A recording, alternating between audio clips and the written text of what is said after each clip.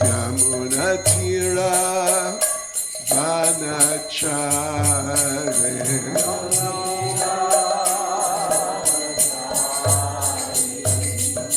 Jai Radha Madhava Kunja Bihare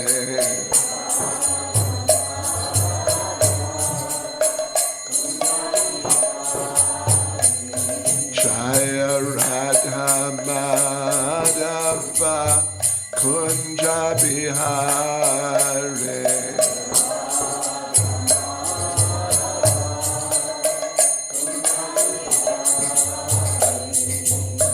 Gopi Jana Balava Girivaradhare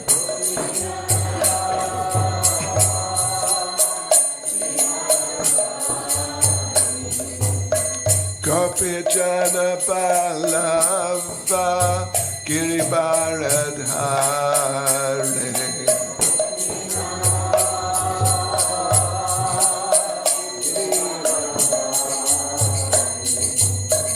Yashodanandana Rajajana Randana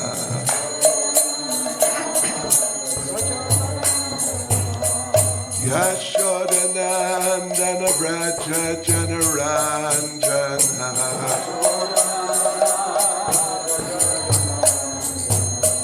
Yamuna Tira Vanachare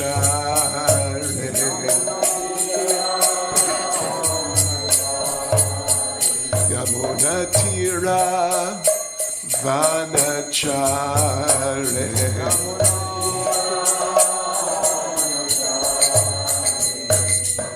Jai Radha Madhava Kunja Bihare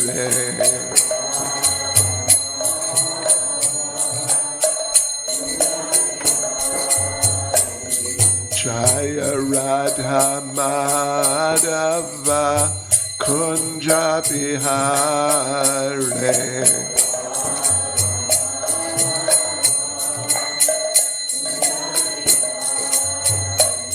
Jai Prabhupada Jai Prabhupada Prabhupada Jai Prabhupada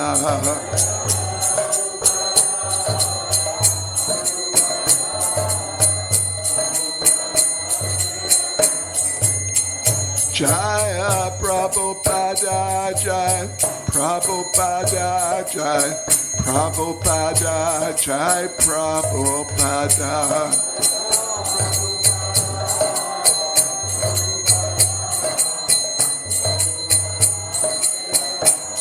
Jai Jai Prabhupada Prabhupada Prabhupada Prabhupada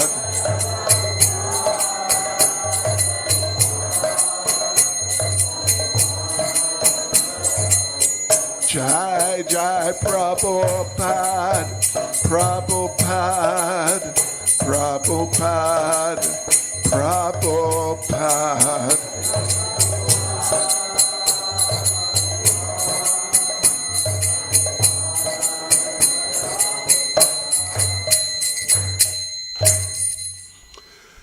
Janishbad Paramahangs Parifrajik Charis Tennessee Smud His Divine Grace A.C. Bhaktivedanta Swami Srila Prabhupada Ki ISKCON's founder Acharya Srila Prabhupada Ki Grantharaj Srimad Bhagavatam Ki Shri Shri Radha Gokulananda Ki Shri Shri Sitaram Lakshman Hanuman Ki Shri Shri Gonitai Ki Sankirtan Yagya Ki Gaur Premanande, all glories to the assembled devotees, all glories to the assembled devotees, all glories to the assembled devotees, all glories to Sri Guru and Sri Gauranga, all glories to Srila Prabhupada.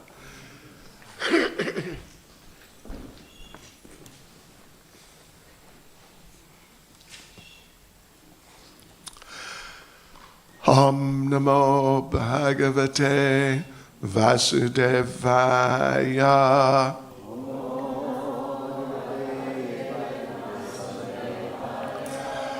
Om Namo Bhagavate Vasudevaya.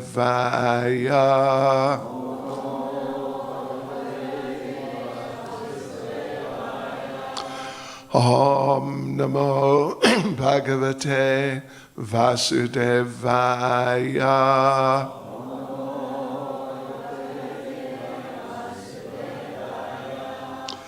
Srimad Bhagavatam, Canto 2, Chapter 10, Bhagavatam is the answer to all questions. Verse 32. Yes, verse 32. Gunatmakan indriyani bhutadi prabhava guna mana sarva vikaratma buddhir vijnana rupini gunatmakan indriyani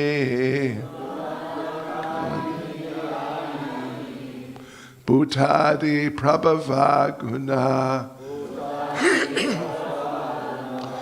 manasarva vikaratma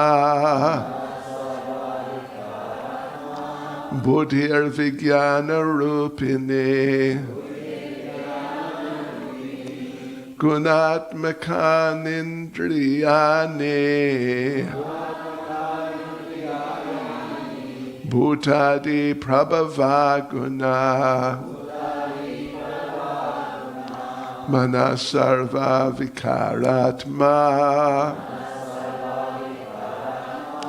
buddhir vijnana rupini gunatmakan indriyani bhutadi prabhava guna manasarva vikaratma buddhir vijnana rupini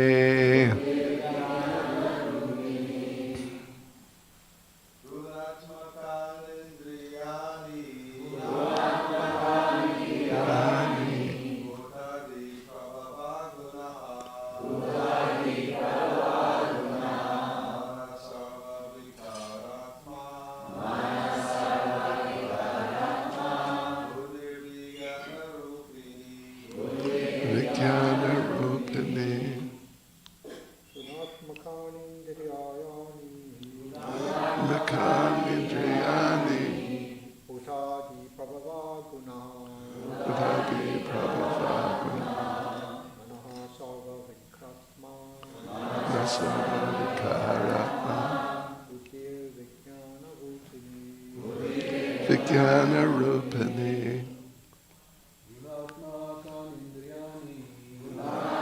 kan indriyani prabhava guna manasarva vikaratma buddhir vijnana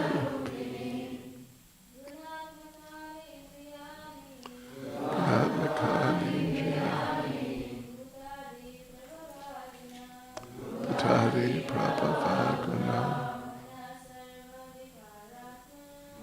manasarva vikaratma buddhir vijnana rupini guna atmaka ani attached to the qualities. Indriyani, the senses. Bhuta adi, material ego.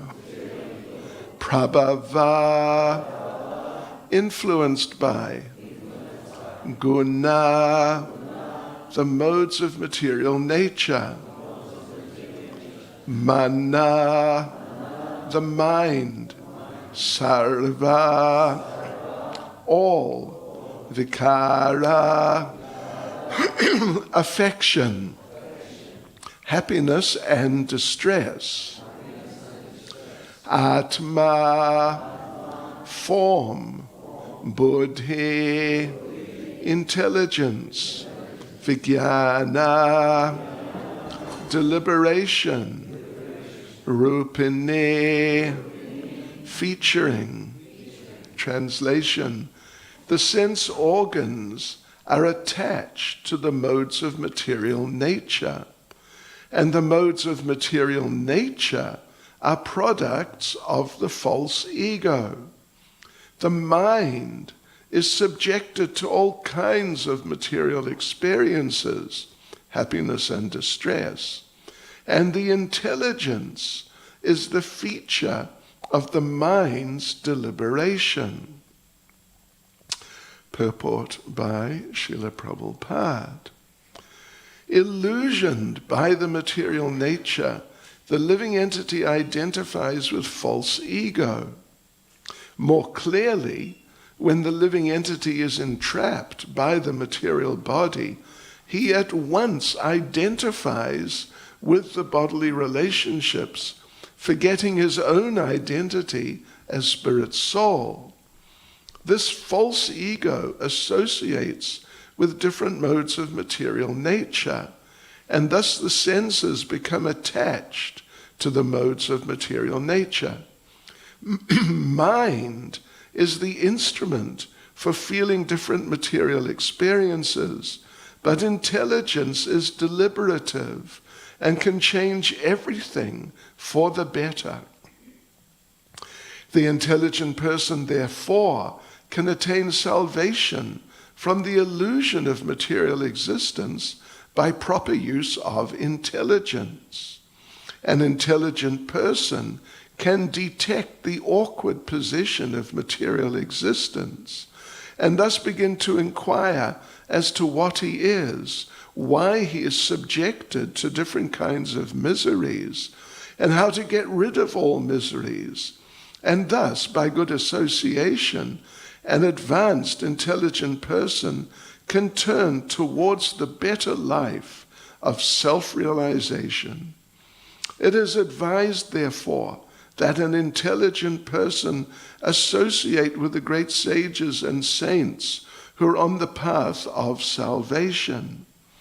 By such association, one can receive instructions which are able to slacken the conditioned soul's attachment for matter, and thus the intelligent man gradually gets rid of the illusion of matter and false ego and is promoted to the real life of eternity, knowledge, and bliss. Gunatmakan indriyani bhutadi prabhava guna manasarva vikaratma buddhir vijnana rupini. The sense organs are attached to the modes of material nature, and the modes of material nature are products of the false ego. The mind is subjected to all kinds of material experiences, happiness and distress, and the intelligence is the feature of the mind's deliberation.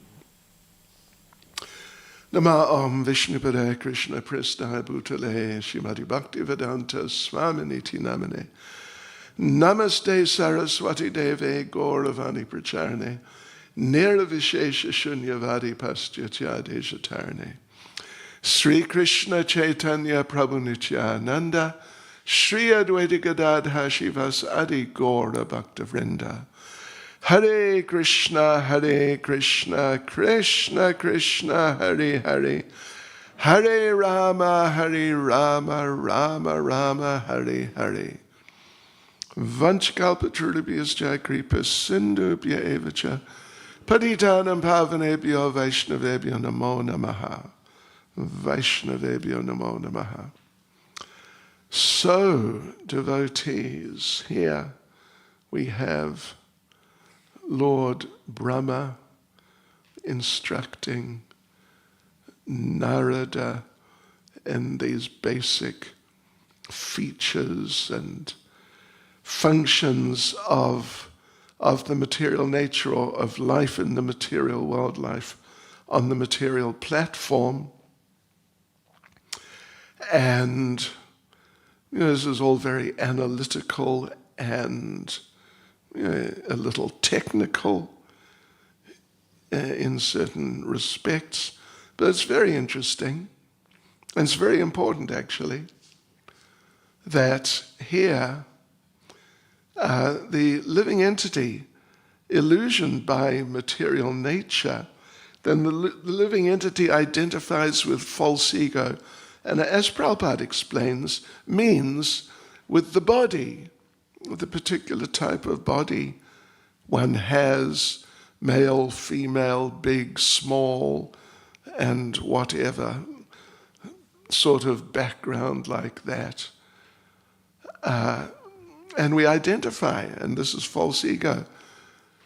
Ego, in the basic sense, ego is a Latin word, just means I am, a sense of identity. Of course, oftentimes we hear the term ego used in the sense of a person, someone sort of wants to be dominant or something along those lines, and egotistic, and they feel they're more important, they have certain rights to assert themselves maybe over other people, something like that. That's ego, but actually ego just means who I am, or who I think I am. And there's real ego, means I am the eternal servant of Krishna, Jivera Surabhaya, Krishnera Nitya Das, Krishnera Tatasta Shakti, Bade Abade Prakash. That's real ego, that's really what I am. But then there's false ego, and it means that I think I am, but I think I'm something which I'm not. And, well, that's material existence. We entered this material world at some point in the extremely distant past, and we've been through many, many different bodies trying to find enjoyment in this material world, but failing rather miserably. But we push on from body to body with one false identity. Things don't work out like that, so we adopt another false identity. Things don't work out like that, and it just goes on. And you could say, if nothing else, the living entity should get sort of like 10 out of 10 for trying hard, something like that. What an effort has been made. It's just incredible. 11 out of 10, actually. And persevering, despite, sometimes all sorts of fantastic things, and not fantastically nice, but fantastically bad things happening, but despite that, pushing on. If at first you don't succeed, try again. So that's there. It's quite amazing. Actually, probably, maybe, none of you were here, or I don't know who might have been here, but years ago when I was based here in the 70s, in Bhaktivedanta Manor, we had a drama group. They called it CHIT, Chaitanya's Instant Theatre. And once they did, well, you've heard of the fish play, no doubt. Have you heard of the fish play? Anyway, there's a play called The Fish Play, in which Mr. Fish falls from the material world into this world and tries to find happiness. So they had different versions, sort of the basic idea evolving in different ways. So they had the fish play, then they had fresh fish, means the living entity finds other ways to try to enjoy but fails. And then they had fried fish, which means, I mean, they were hilarious, actually. They were just brilliantly hilarious. In fried fish, Mr. Fish, trying to somehow find some way to enjoy some place, some sort of activity he could enjoy, he is arrested and tried in court for failing to enjoy. Yeah. Oh yeah. He was put on trial. And sure, what a play. Anyway, so you probably heard that the person behind the Rocky Horror Show saw the fish play somehow or other, and he wanted to sort of put it on as a real professional production. I don't think it happened, but it's interesting.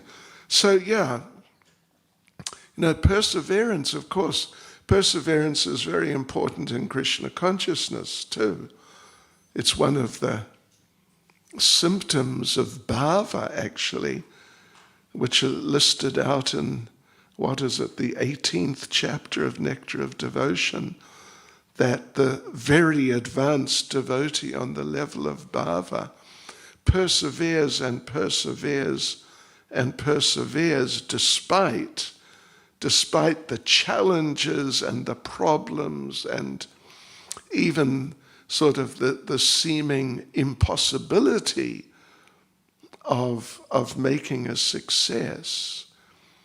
But the advanced devotee perseveres, and that's one of the main characteristics, 9 characteristics of a devotee on the level of bhava. So in material life, that principle is there, and it applies to all of us. It applies to all of us. We've been in material life such a long time, just an unknown number of lifetimes, but we have persevered. We carried on despite everything. And Srila Prabhupada, there's one letter of Srila Prabhupada's in which Prabhupada appears to be replying to a letter from a devotee who's asking something like, why can't we remember our previous lifetimes?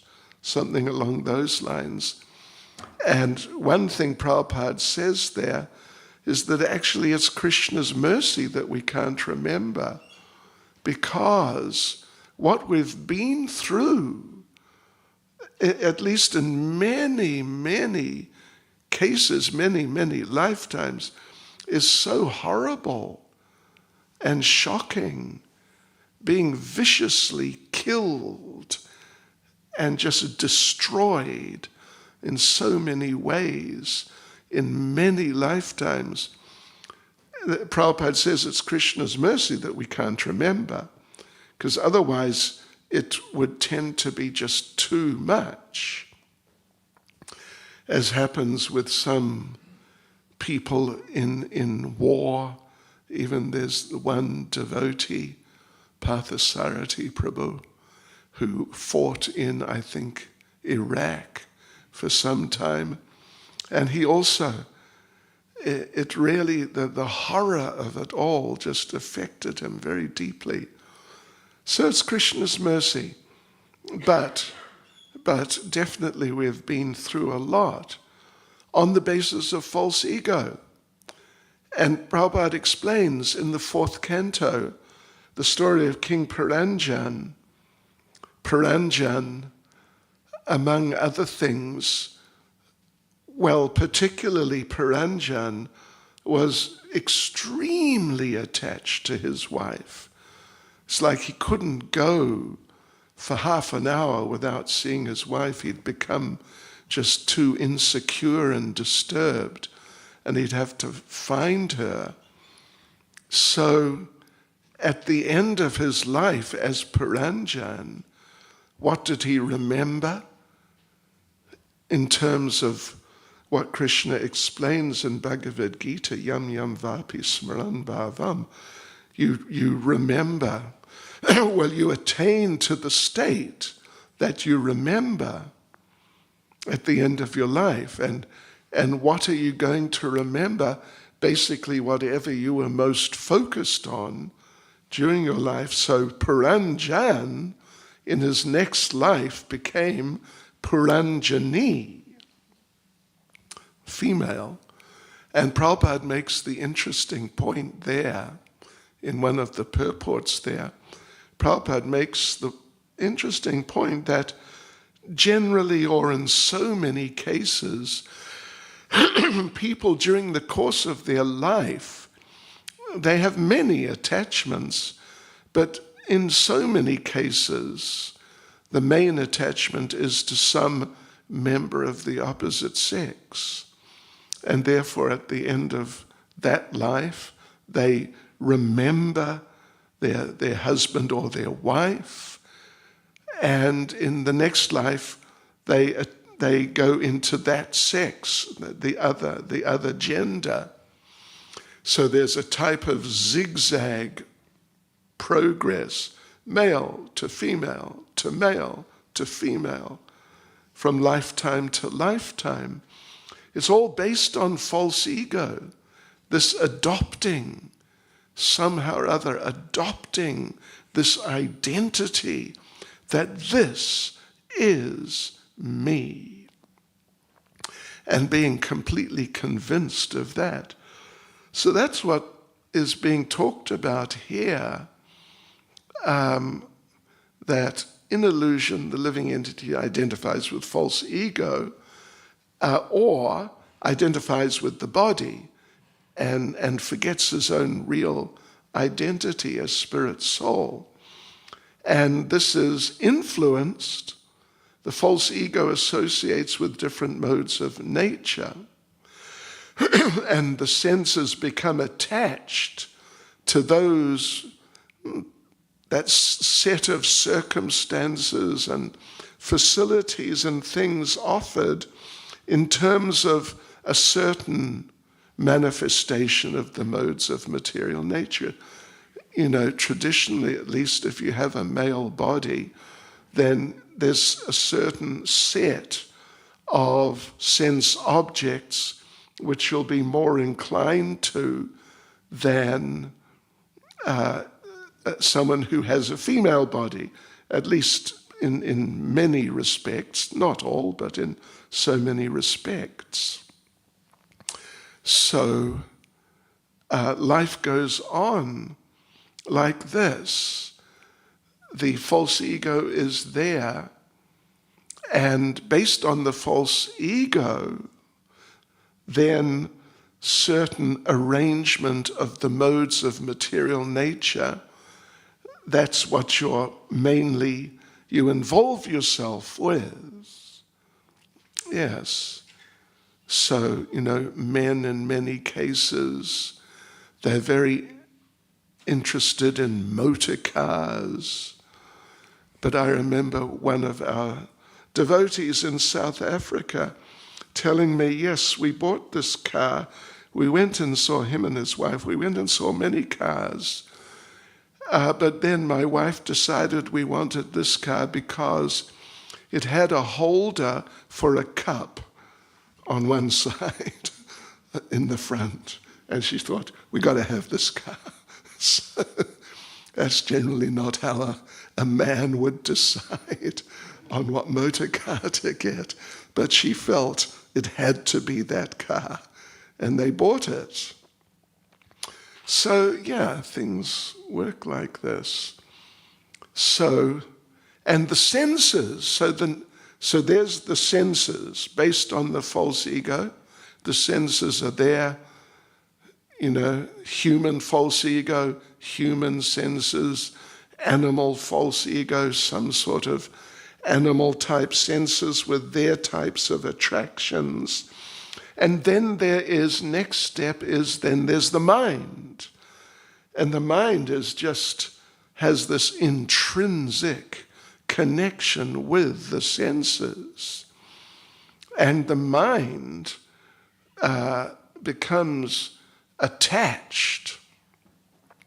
In terms of the senses that have been acquired, the mind becomes attached to those senses, and basically the function of the mind then is just to process the sensory sort of impulses and the experiences of the senses and evaluate them in terms of what will I do now?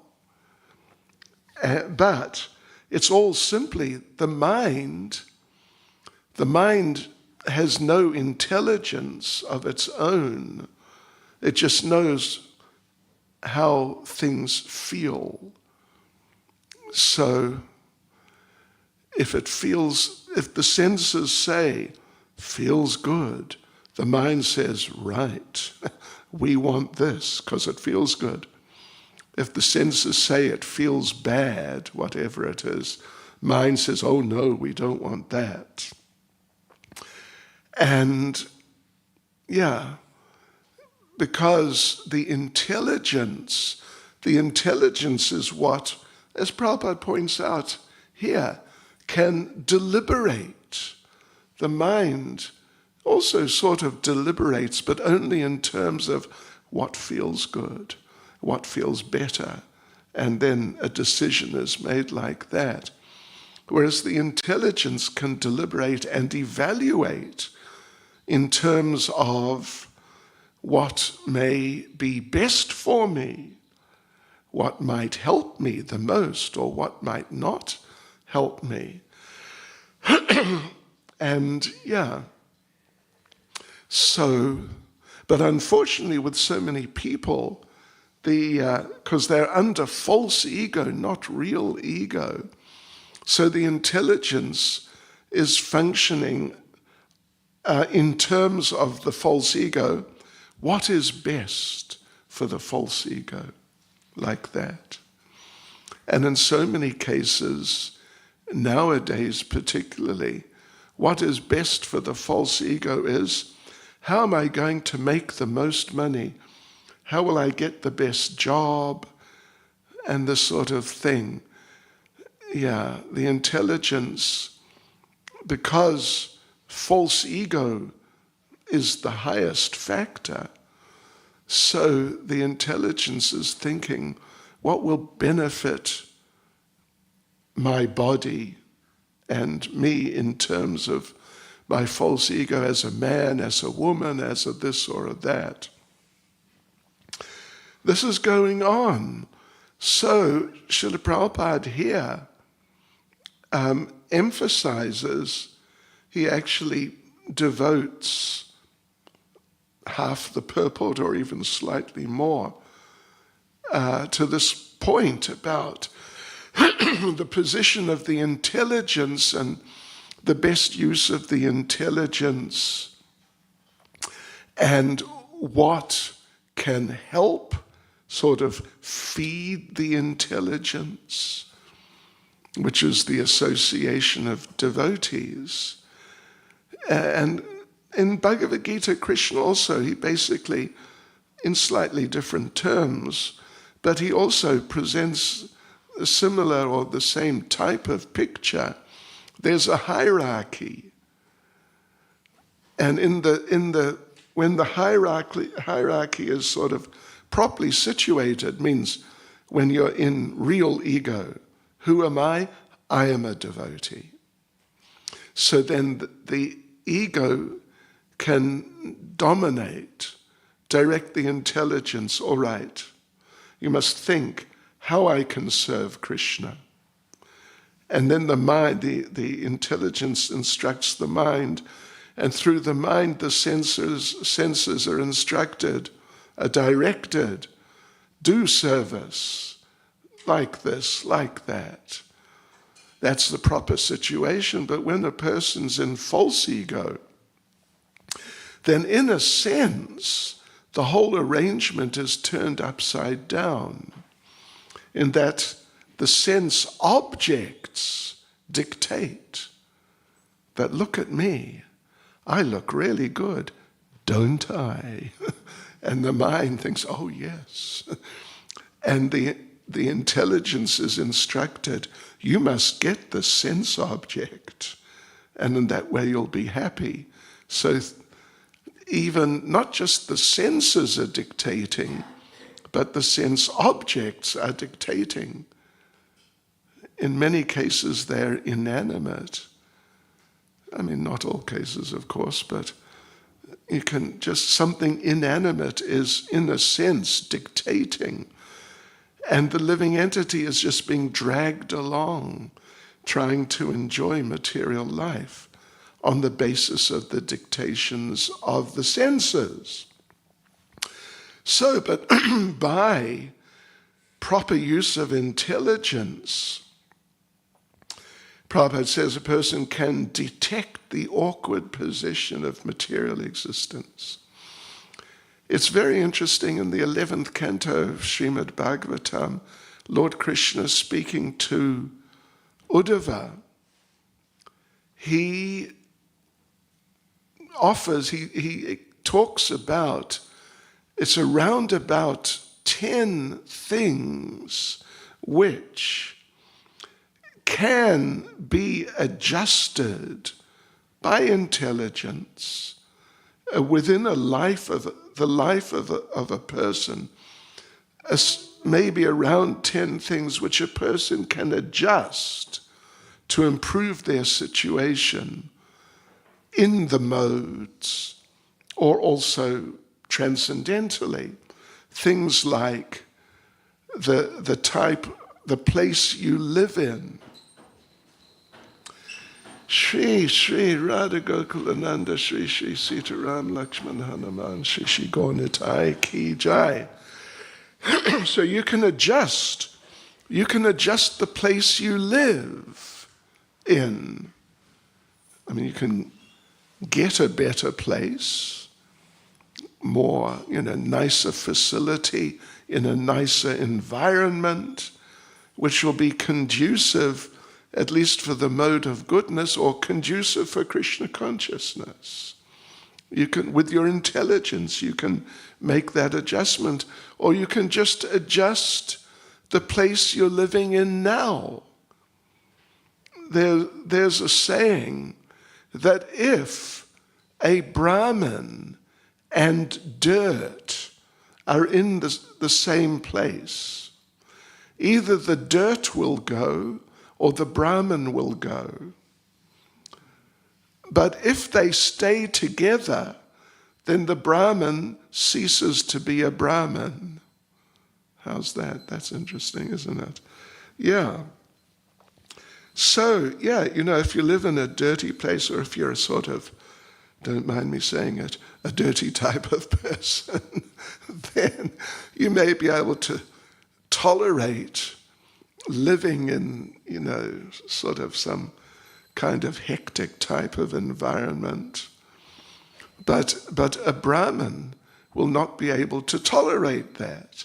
A Brahmin will have to have, first of all, a clean environment, and then an organized environment. Yes, and then the Brahmin will feel comfortable. So this is one point that Krishna makes there in that verse, that you can adjust to improve your situation, even just materially. You can adjust the place you live in. You can adjust the type of work you do or the type of activity you do. Even as a devotee, you can do that. The type of service you do or the way you do the service can be adjusted by use of intelligence for your benefit, for your improvement, greater improvement. And certainly in material life. Well, I know one devotee, actually a disciple of mine, in fact, in Lithuania, extremely nice devotee. He was making a living by selling like scientific equipment to certain businesses. And he had a car to go around and visit their places. But he sold his car so he could go on pilgrimage to Mayapur. And he came back, he still had the job, but he didn't have a car. So he had to take the bus. And in Lithuania, it seems, they have these buses in which they play heavy music. I don't know if you have them here. Boom, boom, boom, that sort of music. And it's just, overpowering. And they're just packed with wall-to-wall people. So he's there going and visiting these businesses. And he asked me, how do you chant your rounds nicely in a place where you're like this? People in front of you, just all over you, and with this loud music. How do you chant your rounds nicely? And I said, you don't. You get a different job. So yeah, through intelligence one can make adjustments in terms of working. The best situation, if you can achieve it, and some devotees have, is to get some sort of working arrangement, occupational arrangement, where you work as little as possible, but you make as much money as possible. And if you can do that, that's good. It's conducive to your Krishna consciousness. So different things like this, what you read, what you hear, all these things can be adjusted.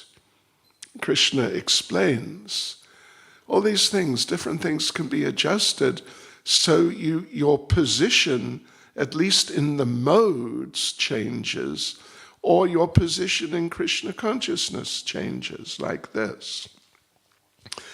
That's intelligence. So, but here Prabhupada, he brings up towards a little later on in the purport, very important point, that in terms of Krishna consciousness, it's not just that you just use your intelligence and that's it. It's just a question of how you use your intelligence. But it's also a question of who you associate with, what sort of association you have.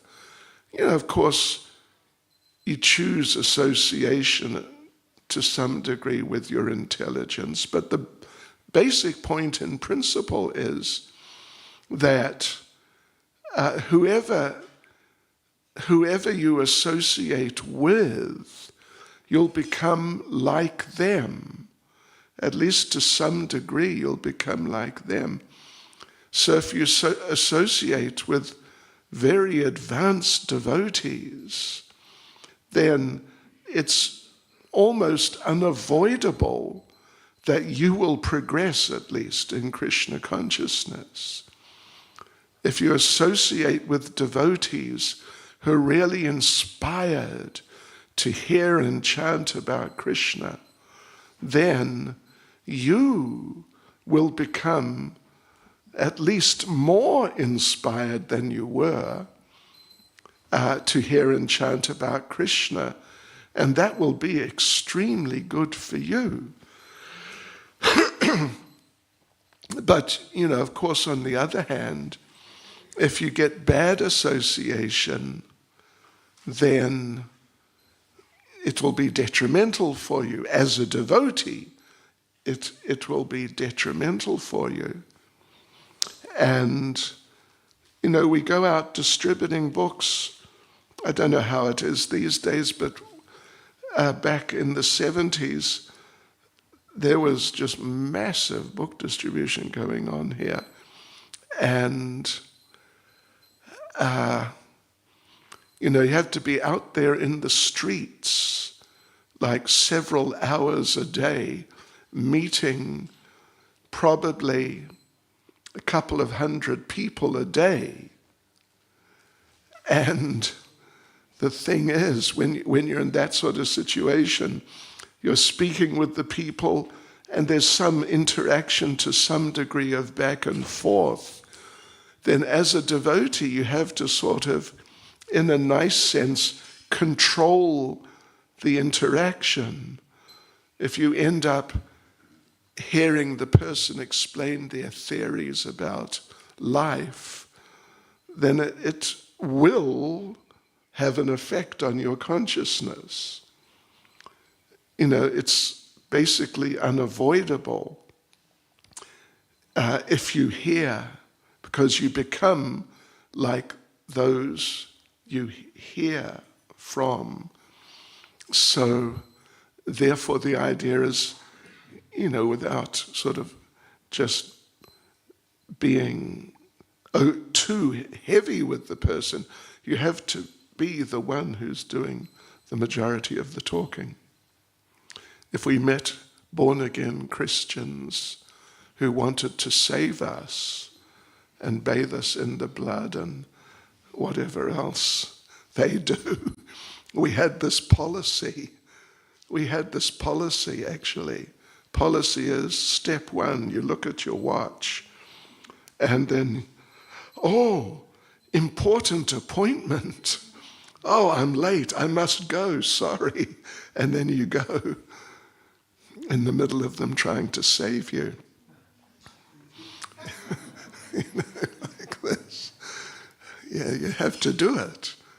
Otherwise, 6-8 hours interacting with a couple of hundred of them or something like that, your mind could go into a bit of a spin by the time you reach the end of the day. So association. An advanced, intelligent person can turn towards the better life of self-realization. So therefore an intelligent person associates with great sages and saints, Prabhupada says here. By such association you can get instructions which will slacken your attachment to this material world, which can even just cut through it and cut it off. We see in Srimad Bhagavatam, right at the beginning, more or less, Narada Muni, as a little child, 5-year-old child, gets the association of some great devotees, Bhaktivedantas, and it makes a real impact on him. Prior to that, from what it seems, he was kind of a typical 5-year-old or something like that. And he was not really a devotee. But then he heard from them. At least he had, enough sukriti to be willing or attracted to sitting with them and hearing from them. And it made a really great impact on his heart. So he's a very important example of someone being transformed from just being a little child. In fact, he says, I was good. He was a good little child. He wasn't a wild child, running around and screaming, hyperactive child. He was a good boy. And so he served them, and he sat and listened to them like that. One time he asked them if he could take the remnants of their prasadam. They allowed him to. And this all had such a cumulative effect that after the rainy season, means like 3 to 4 months of their association, he was a transformed person, even as a little child. And shortly afterward, his mother died, bitten by a snake. For your average 5-year-old with no father and nobody else, how shocking would that be? But Narada Muni, he had progressed to the point that he could tell himself, it is Krishna's arrangement. It is Krishna's mercy. Krishna's, now he wants me. He's facilitating me just going on pilgrimage and becoming deeply absorbed in him. So he did that. He didn't cry or get distressed, it seems, at all. But he actually took it as something positive. Then another example, of course, is Dhruva Maharaj in the 4th canto. I'm sure you all know the story very well. He got the association of Narada Muni. In fact, it's an interesting thing. If you study Srimad Bhagavatam, you find quite a number of the people in Srimad Bhagavatam who are devotees or who become devotees. It's through the influence of Narada Muni. Anyway, that's just an interesting little point. Quite a number of them. But Dhruva Maharaj, he got extremely disturbed by how he was treated by his father, under the influence of his sort of stepfather. And so he left home, and Narada Muni came. He heard about it, so he came to help him. And Narada Muni told him that, well, he asked him, so what you doing? And Dhruva told him, I am here to find God. And Narada said, well, look, you're a little boy. God's everywhere. He's in the palace too. Why don't you just go back to the palace and find God there?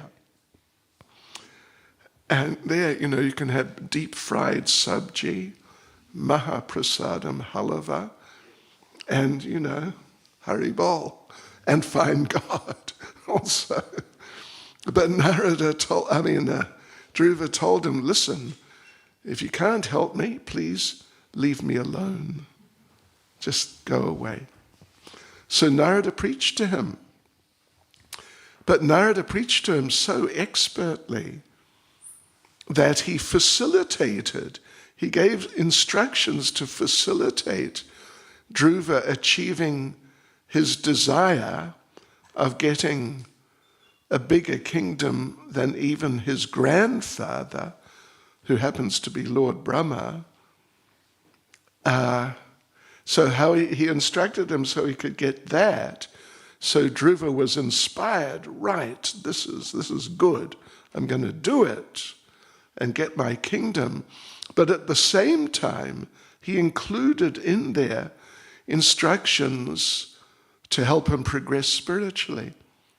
So by the time he finished his whole process and the Lord appeared to him, he had become free from his desire for a kingdom. So like this, the association of advanced devotees, which of course among other things means devotees who are able to instruct you in such ways that they'll actually really reach your heart and help you in ways which are relevant for you to make progress in Krishna consciousness. And this is what happened with these people, and of course there are numerous others in the Bhagavatam, Chaitanya Charitamrita, like that. So this is the point, ultimately, which Prabhupada is emphasizing.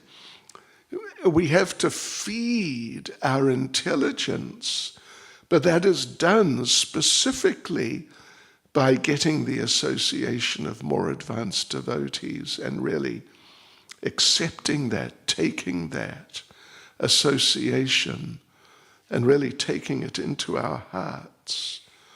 So in this way, we get promoted, Prabhupada says, to the real life of eternity, knowledge and bliss, by the instructions, the blessings, the association of the advanced devotees. I was looking at Hanuman earlier during the kirtan and thinking of a little Hanuman story, that Hanuman was an amazing singer.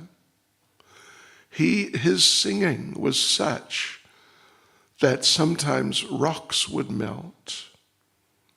I don't know who's our best singer in Bhaktivedanta Manor, but I don't know if they're on that level yet.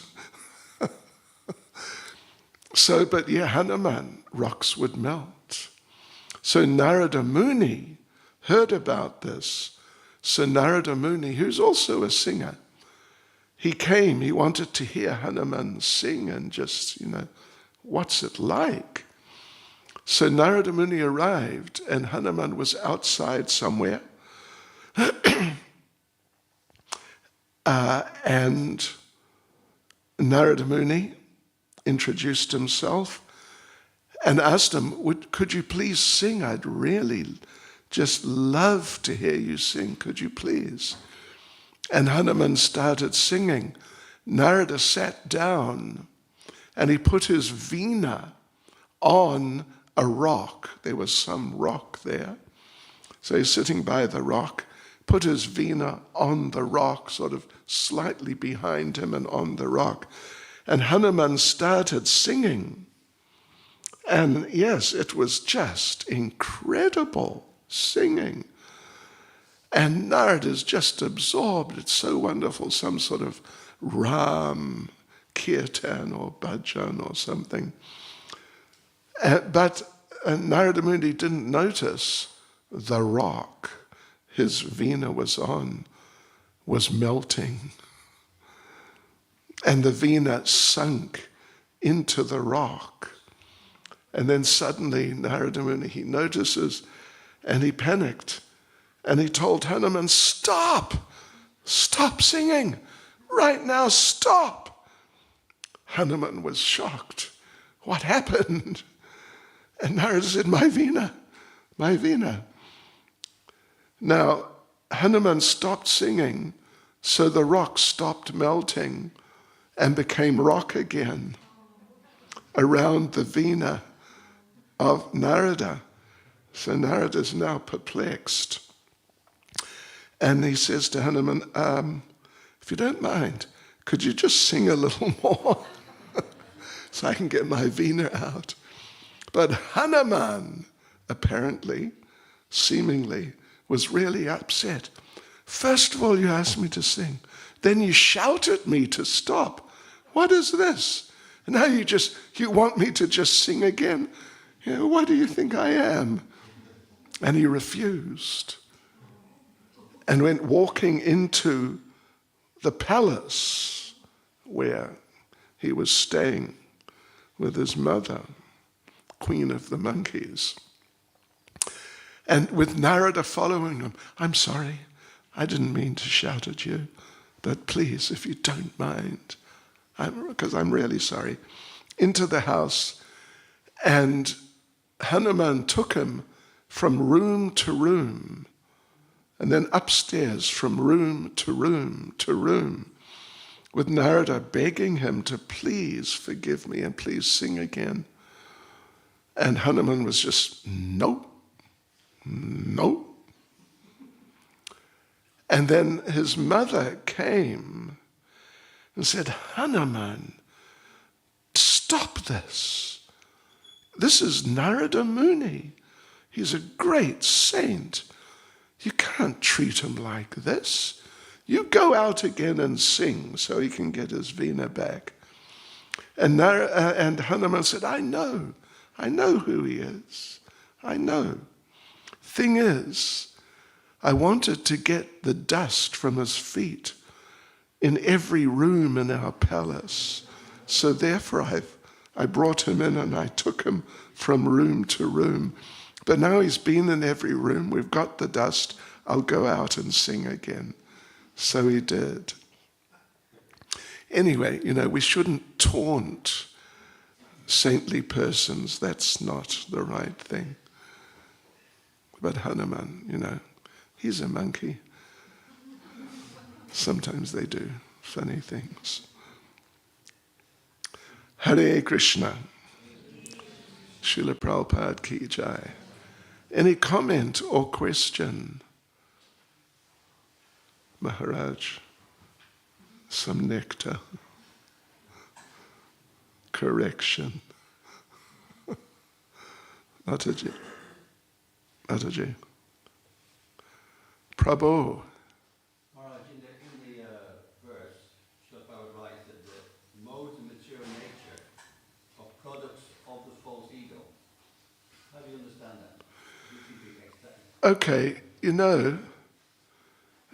sometimes, there's a use of language, and it may vary from place to place.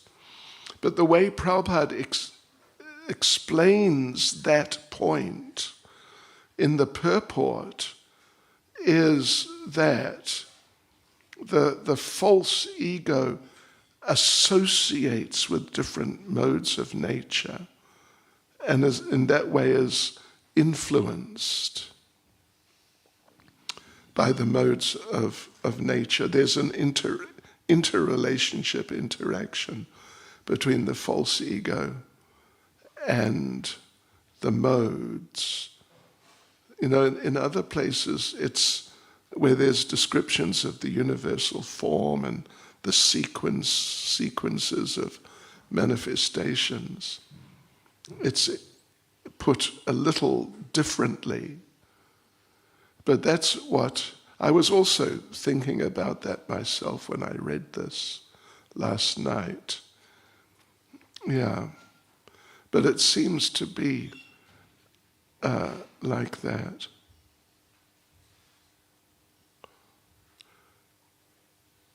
The false ego is there, and then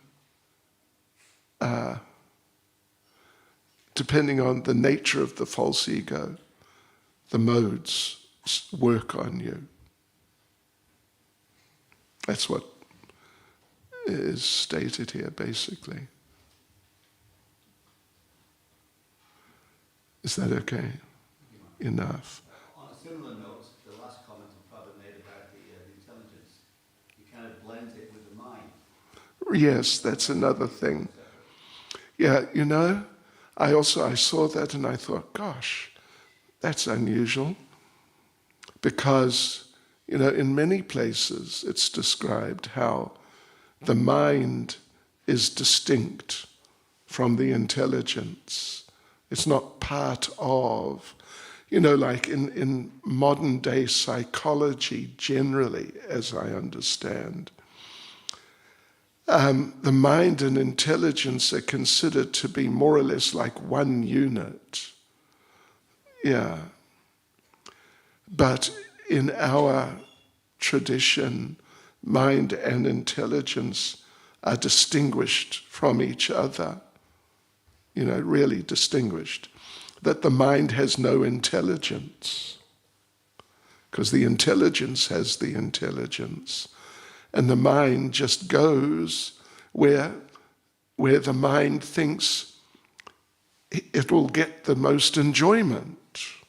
That's the main standard.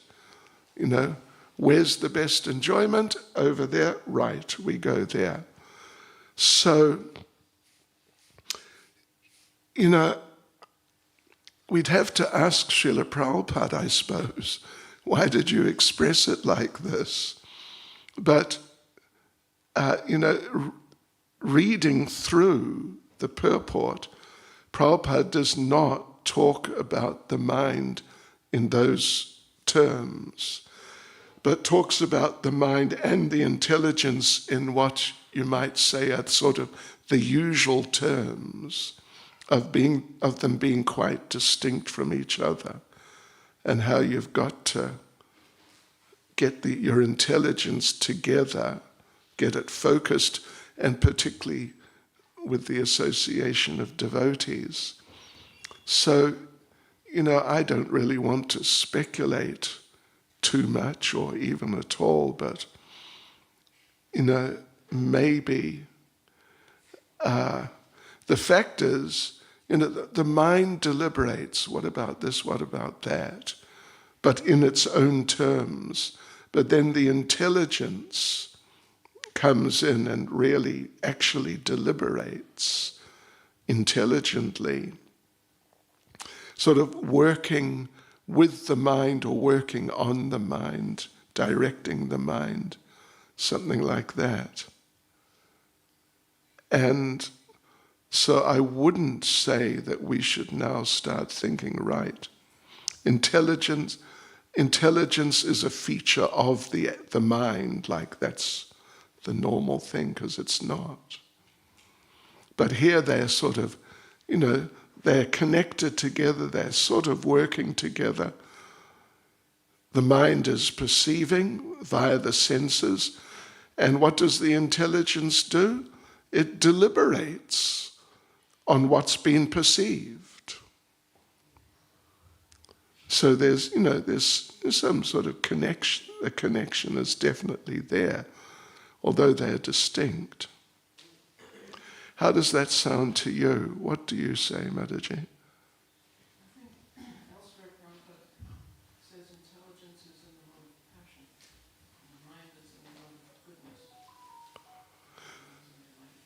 Did you hear that? Yeah, that's right. And that bewilders many devotees. We were just reading it somewhere just a matter of weeks ago. And wow, intelligence is in passion, mind is in goodness. My mind's not in goodness. But that particularly, there's a whole explanation of that phenomenon actually in terms of the process of creation.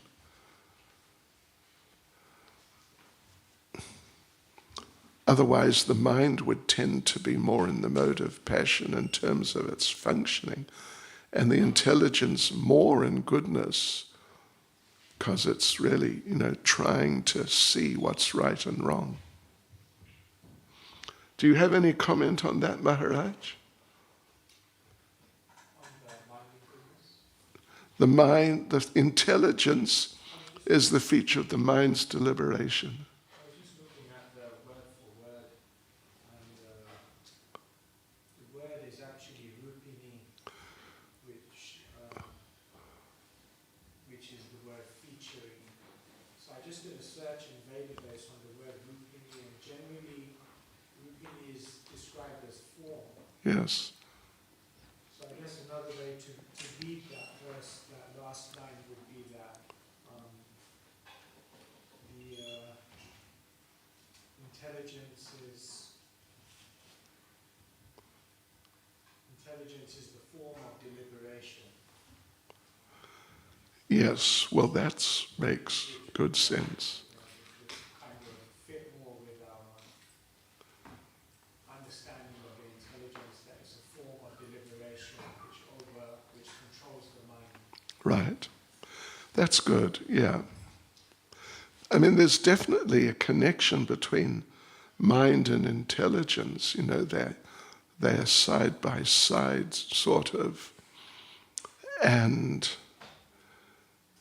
if we take the mind to mean the thinking processes and responses to different sensory stimulations, then the intelligence deliberates on those mental phenomena and, the ideas which are in the mind.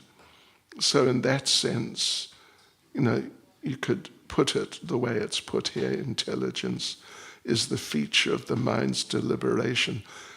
When the mind deliberates more properly, it's on the basis of the influence of the intelligence. So the intelligence gives the mind's capacity to deliberate, sort of helps it, something along those lines. Yes, Prabhu. Maharaj, a question is, how is it related to our previous life's existence, where we have unfulfilled desires?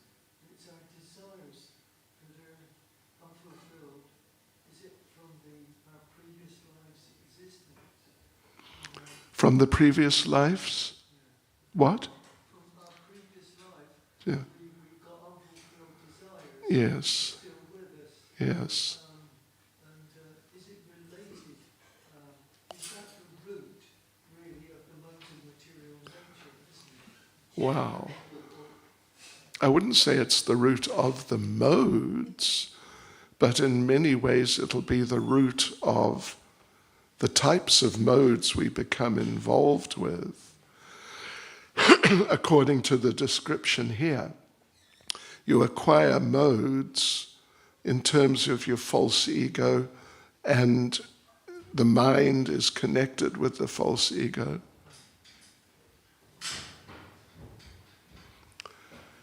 Hare Krishna. Yes, Mataji. Is it they're having desires or no attachment to the desires? Are we supposed to not have any desires, or can we have desires but it's the attachment to the desires? Okay. It's not good and Well, you can have desires, but it's best to have the right desires. If you've got the wrong desires, you should definitely not be attached to them. And you should try and correct them to become the right desires.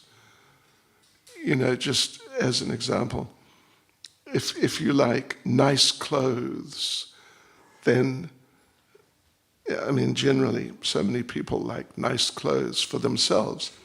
But as devotees, we would like to see that the deities have nice clothes, so we change the desire like that. But if you've... Krishna does say in Bhagavad Gita that the thoughts and desires, they pass through the mind, sort of like a river. And the idea is, let them go. Don't hold on. When there's a bad desire and you hold on, become attached, then you've really got a problem. when you speak of intelligence, you're talking about intellect. So, the senses tell you want something here and now, like I want this ice cream, and the mind goes, go for it, go for it. But does the intellect is more in tune with subconsciousness, because it knows that when you had that ice cream last time, you became sick. So it tries to direct the mind, the senses, that look, this is what happened last time, don't have that ice cream. But I think the mind overtakes, the senses overtakes the intellect. Yeah, it happens. Yeah, basically that's correct. Basically, intelligence, part of the function of intelligence is memory. Memory is a function of intelligence. So you were saying subconscious, whatever one might call it, but the intelligence accesses, what happened when I did that before. And so, it didn't work, so I'm not going to do it again. Yeah, and if the intelligence is strong enough through Krishna consciousness, particularly, then the intelligence can tell the mind, no, you're not going to do it, and actually stop you doing it. But if the intelligence is not strong enough, then the mind will say, well, maybe this time, it didn't work that time, but maybe this time. They say, they, them, the ones who say things, say, some of them, that Albert Einstein said that insanity means to continue doing the same things while thinking that you'll get a different result. Yeah, it basically means the mind. I mean, in a sense, insanity means the intelligence becomes so weak that the mind, which is prone to just go here and there and anywhere, wherever it's stimulated, the intelligence becomes so weak, just can't control the mind at all. And therefore, people who are insane, they, at least in certain cases, they're extremely erratic and do really stupid things.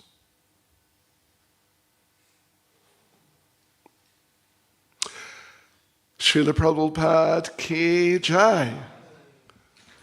Sorry to take so long.